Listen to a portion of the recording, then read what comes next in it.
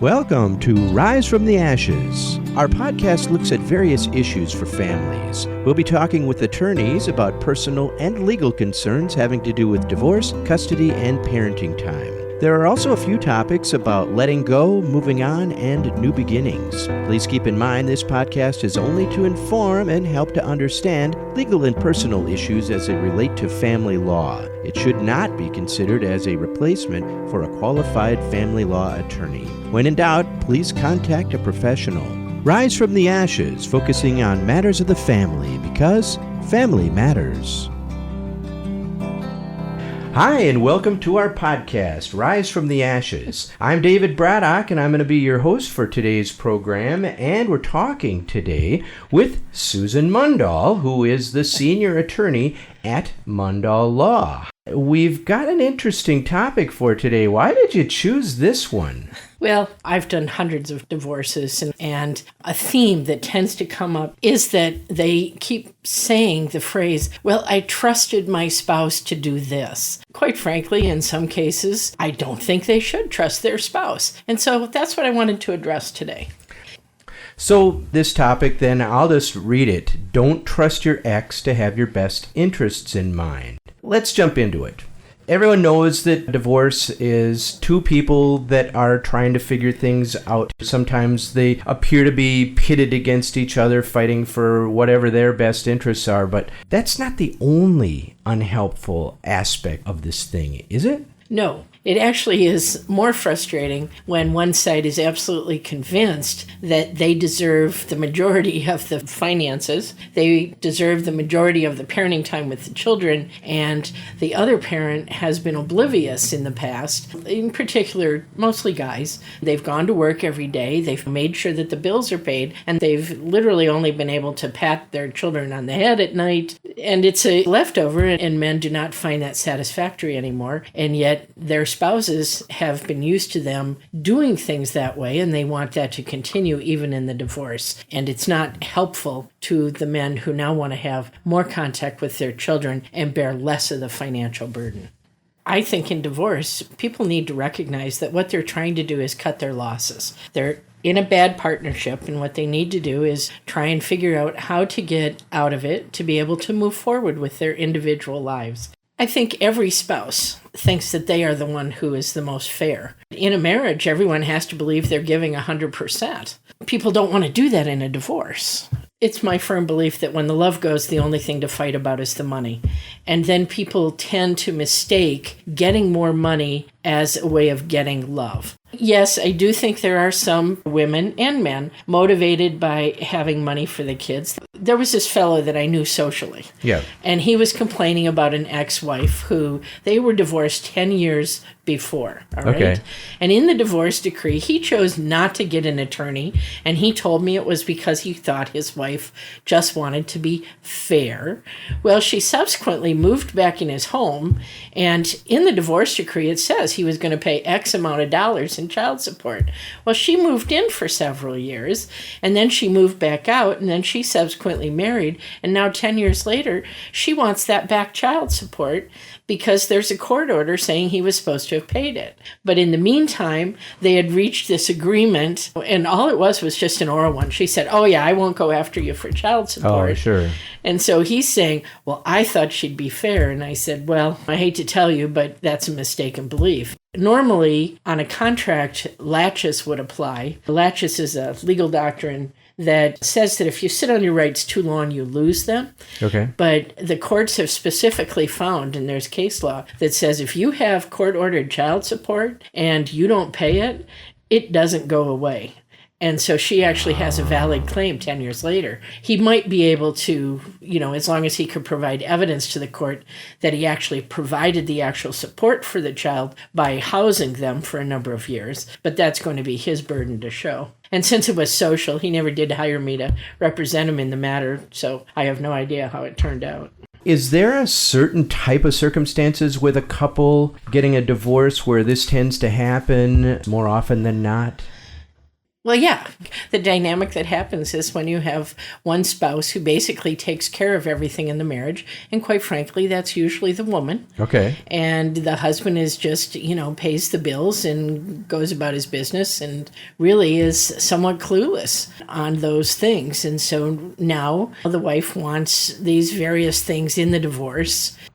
So he's been able to trust her for all these years when the relationship was functioning. And so now they've had a breakdown, and she's going to take advantage of that, is kind of what you're saying. Yes, but he actually may not have been able to trust her all along, and she may have been diverting funds during the entire marriage, or at least during a certain portion of the marriage, and has a little nest egg that he knows nothing about. I'm sure that has happened, but Yes. So I guess the point is that he's been thinking that he could be trusting her all these years. Well, to put it bluntly, it is every person's responsibility to make sure in a marriage that you understand the financial piece, whether one party is assigned to handle the finances or not. The best marriages are the marriages where they sit down at least once a month and they go over what all the finances are, and that each party understands completely what's going on. And the party who has not been paying attention is the one that is likely to be taken advantage of in a divorce situation. That makes very good sense. Thank you. Sure. Did you have another story to relate to this dynamic that tends to happen? Well, speaking of the custody and parenting time, there's an awful lot of dads who, during the marriage, they didn't get to spend a lot of time with their kids because they were out earning an income. And what I have seen more recently is that these dads want to spend more time with their children, but they have been locked into handling more and more of the financial piece of the marriage, while their spouses have, in essence, been staying at home taking care of the kids. But I am finding more and more men find this unsatisfactory, but now they want to change that dynamic after allowing it to go on for so long. And now their spouse is like, no, I want to continue to just stay at home and take care of the kids, and I don't want you to have time with the kids. I want you to just go out and earn money. What may be financially feasible in a marriage, it no longer is in a divorce. The expectation is that both spouses are going to go out and earn money to the best of their ability while taking care of the children equally. I have seen an awful lot of friction regarding that particular dynamic. What kind of things can happen? Well, the problem is if a dad really hasn't had a lot of time with the children, certainly the courts now want dads to have more time. But I'm finding that moms, I just had a case recently, and it was a 7-hour mediation where the mediator spent the majority of the time trying to tell the mother that she's not going to get to keep the kids exclusively to herself, and that the father has a right to at least a reasonable amount of parenting time. She had actually cut off all parenting time for him. That's simply not the statutory presumption. He's going to get 25% parenting time. But the problem is, because he had allowed it to go on for a period of time, we're talking a couple years as opposed to a couple months, it's going to cost a lot of money to change her thinking. He will get the parenting time eventually, but it is going to be an upward battle. And so my advice to men is to not sit on your rights. You need to respond immediately. You have a right to 25% parenting time. How might that affect the child support calculations? Again, child support now is being calculated based on both parties presumed to have to support the children. However, the custodial parent can oftentimes circumvent setting a potential income on them if they're collecting public assistance. What they do is they want the kids more in order to get more child support. That's for the obligee. And the obligor, there are a small number of males who want the designation that they are having the children 50% of the time, is what they say, just so they can avoid a child support obligation. That small percentage then are misusing the system. However, what is better is that the majority of men now who want more parenting time, it is simply because they want more time with their kids.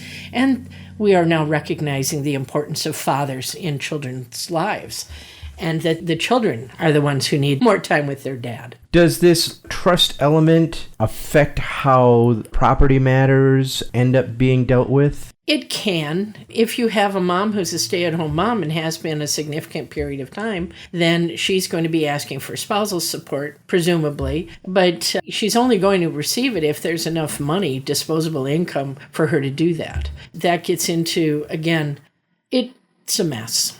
Aren't there retirement programs that will enter into how the property gets divided up? And I've heard of a thing, and you've referred to it on these podcasts a number of times, a quadro. Let's just leave that for another day. Okay. Just simply to say that if you are not taking personal responsibility and understanding what the finances are in your marriage, and if you are not going and seeking the advice of a competent family law attorney prior to reaching agreements in your divorce, fully expect that you're going to be taken advantage of. At that point, quite frankly, it's your own fault. Okay. And that's why I'm doing this podcast, to say, don't let that happen to you. Be proactive. Go see an attorney, even if it is to do a paid consultation, to have them review the judgment and decree and explain the consequences to you. In other words, do your homework and see that the division is equitable, both the parenting time and the property and the financial piece. Let's back up just a little bit. Mm-hmm. Are there any signs that the soon-to-be ex is showing that they may not be as cooperative? Well, you'll see it in the petition. And definitely when the asset balance sheet comes out. I have a case right now where wife fully believes that she should receive all of her retirement accounts and then half of his. It's that old, what's mine is mine and what's ours is mine. You know? Yeah, great. And yeah. It just doesn't work well. And unfortunately, it's just mistaken thinking, and that's a part of the divorce process, is for us to say, no, it is going to be divided equitably. Are there any other ways that people can avoid falling into this dynamic where they're not going to be able to trust their ex or their soon-to-be ex? Make a demand to see an asset balance sheet of the other person and all of the finances and get copies of all the documents. Do your homework. Yes, I know it's frustrating. And in some cases, if the assets, if there's a number of them and if there needs to be some tracing involved, don't be afraid to use an expert, a forensic accountant. There's some excellent ones out there and they can help dive into this. That's when you're getting into the divorce process. That's correct. Okay. Yes. Okay. You do need to be able to trust experts, and you need to be willing to spend the money. I'm sorry, even if you're making $200,000, $400,000 a year, I assume that you're smart enough to know that you don't know everything, you don't know family law, and that you're going to spend the necessary money to see that your rights are protected.